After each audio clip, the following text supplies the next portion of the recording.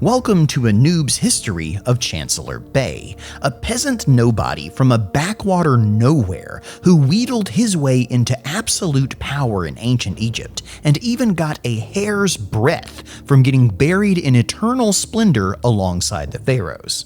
Despite what you may have seen elsewhere, the Bronze Age of the Mediterranean was not a fur-skirt-wearing, sepia-colored hellscape built by woolly mammoths. It was a vibrant time of innovation, engineering, and long-distance trade. Until 1200 BC, when the golden age of beer and bronze unraveled faster than Weezer's sweater. The exact combination of events that brought these ancient empires to their knees, though, is still one of history's great mysteries.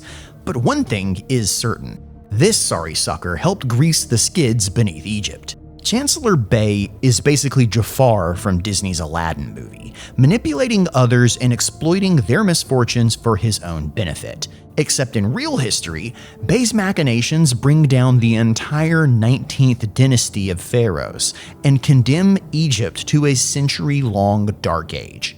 In historical terminology, he's what we call a total dickbag. Like most ancient Egyptian history, everything we know about Bay comes from scattered hieroglyphic messages found along the Nile River, or in Bay's case, where his name was forcibly removed from them. Piecing these few references together into a cohesive story is a work of lifetimes, and all of it could be upended tomorrow if we find a new inscription.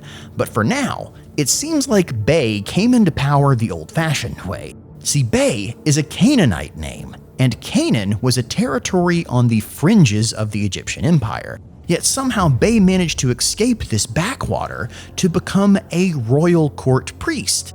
At roughly the same time the aging Pharaoh Merneptah took a new Canaanite concubine into his bedchamber.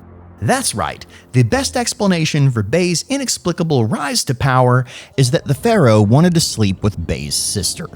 And there must have been something pretty potent in the waters of Lebanon, because Pharaoh enjoyed his new position so much that he made sure Bay rose through a few of his own, and had a statue erected of the Canaanite Priest at the Temple of Heliopolis, though admittedly a very small one. This taste of power must have been intoxicating for Bay, because he spent the rest of his life trying to make his name the headliner of every cartouche.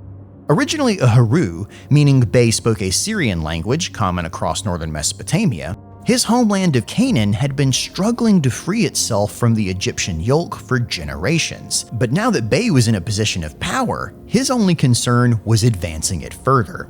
Bay adapted to and adopted Egyptian culture, becoming indistinguishable in his dress and desires from every other royal hanger-on around him.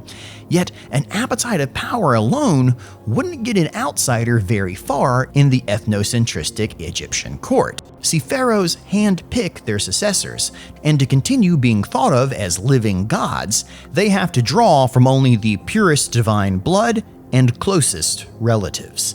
Luckily for Bay, a succession crisis was brewing. After the death of the long-reigning Pharaoh Merneptah, Egypt was plunged into a civil war between his many heirs, and 6 pharaohs sat on the throne in 20 years.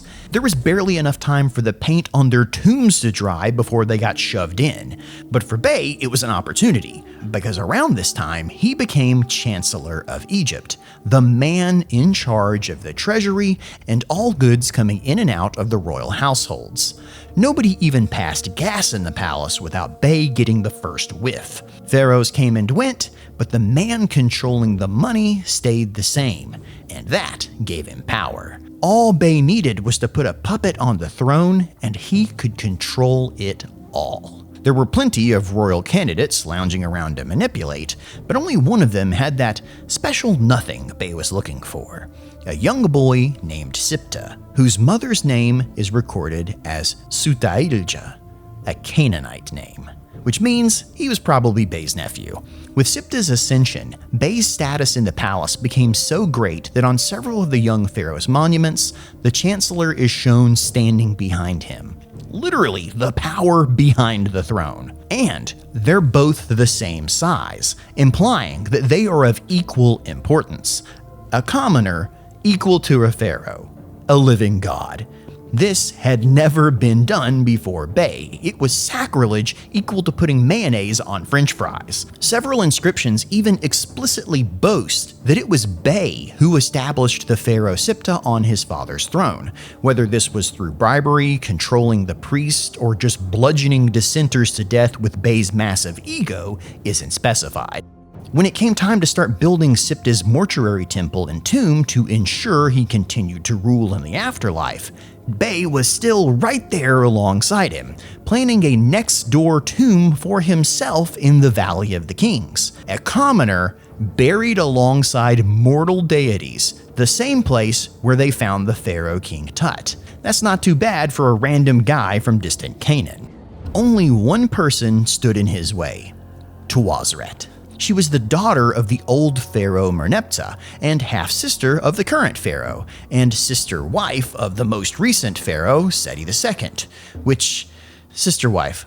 Oh boy, we'll save that incest explanation for Tuazret's video. See, Tuazret had been appointed as regent to help Siptah rule until he came of age, and now, thanks to Bay's ambitions, had to play a dangerous game just to stay alive. In power, but decidedly not. Bay's evil reputation has a long tradition, and an attractive young woman in a position of power made her a target for this predator. Egyptologists originally thought Bay must have seduced Tuazret to gain control of the treasury, as she appears opposite him in wall carvings and her tomb is even near his. But now they've realized that taking advantage of a woman in a vulnerable position doesn't mean she consents.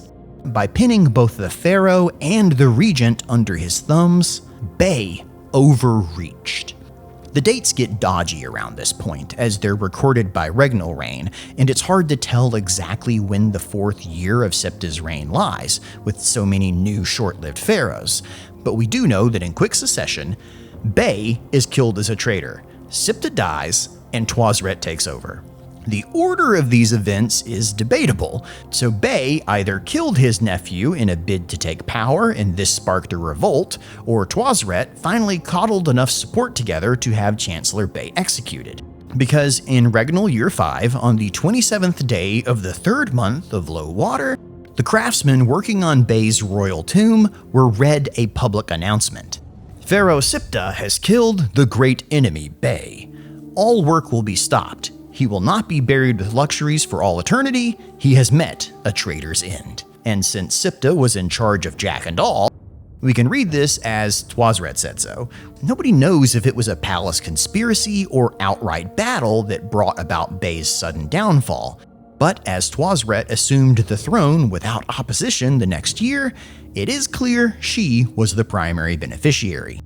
As a traitor, Bay's body would have been left out to be scavenged by dogs, destroying his body so he would be without form in the afterlife. Or if he was unfortunate enough to be caught alive, he would have been meted out the same punishment as a lowly tomb robber. We don't know exactly how giving on the wood, as the Egyptians called it, worked, but we do have the hieroglyphic, and, well, you can use your imagination from there. It was painful, public, and likely happened at the same temple Bay used to serve in. As a final insult, all references to Bay would then be removed from Egypt. His name would be struck from temples, statues of him would be disfigured, and even hieroglyphics would be painted over. Only then would Bay and his memory truly be destroyed. Unfortunately, his actions meant Egypt would come close to the same fate. When the other royal wannabes saw that a mere peasant could grab such power, they smelled blood in the water and tried to take it for themselves. But that was decidedly not Bay's problem anymore. And that's the story of Chancellor Bay, the Canaanite priest who rose to control all of Egypt and then picked a fight with the wrong princess.